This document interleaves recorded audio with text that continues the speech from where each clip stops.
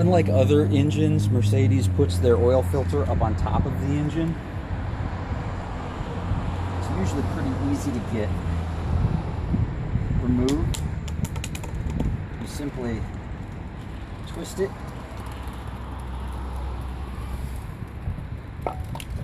and it can now come out of the engine. It's a good idea at this point to have a piece of cardboard or something laying around that you can stick your filter on. It's going to be on a tube that is actually drawing the engine oil from the motor.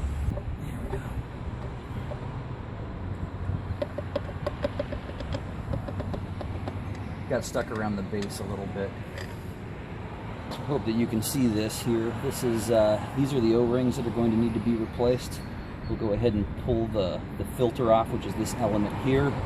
There are really three classes of filter elements available for the Mercedes-Benz 3.2-liter V6. Top-shelf fleece filters are made out of tight-woven fleece material that have superior splines for support and are most like the original filter that came with the car.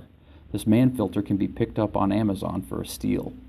Multi-pleated filters are a good buy. The number of pleats a filter contains contributes to the level of quality of the filter.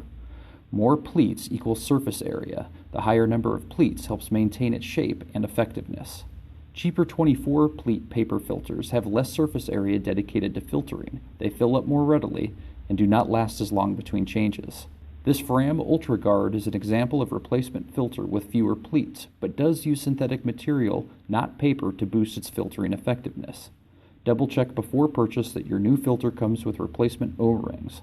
The quality of filter doesn't make a difference if the level of oil flow to the filter is inhibited by a poorly seated recycled O-ring.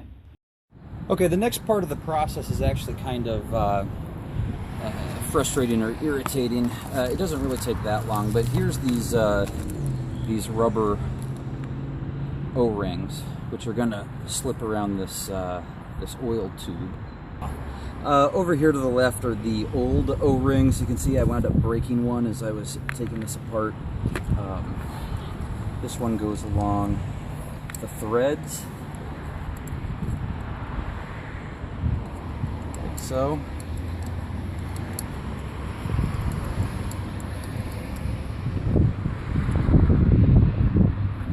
Okay, go to this one.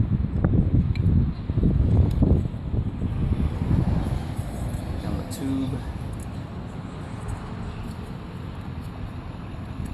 Try not to break this one. This is the tightest fitting one here. It does go on, I promise you. There we go. And the next one.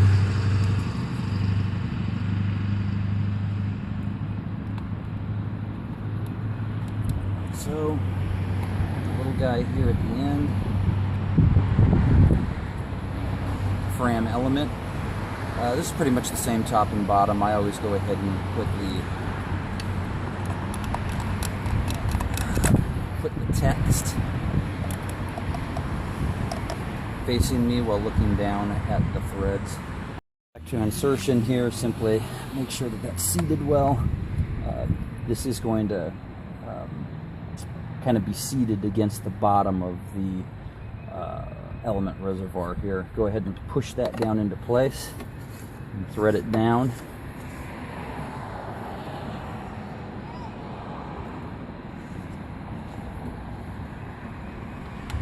There we go. You can see the rubber O-ring, the red rubber O-ring start to seat.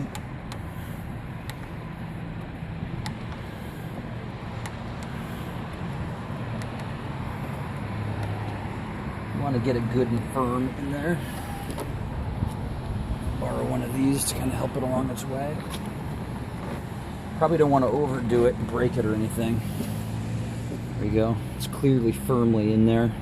You don't want to see oil coming out of this later. If you do, then you probably either have to retighten it or you have a O-ring that has slipped out of place. There we go. The filter is done.